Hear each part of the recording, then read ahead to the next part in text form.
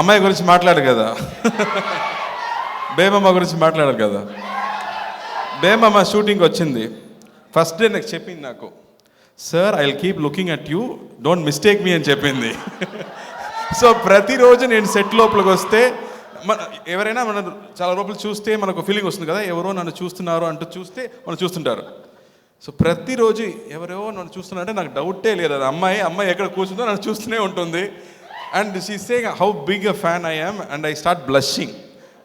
ఈ Sandeep లాయ్ I keep blushing every time she makes me do that. I don't know why she does that to me. But I have to say, first day I was so surprised. Amma ochindi, she put her legs across and sat and said, what can I do for you? Ani character lone untundi. Prati side. Throughout the set she is in character. Aa character ki anta homework chesi, the way she came and carried herself. Aa character nenu script la chadivetappudu I couldn't imagine that character.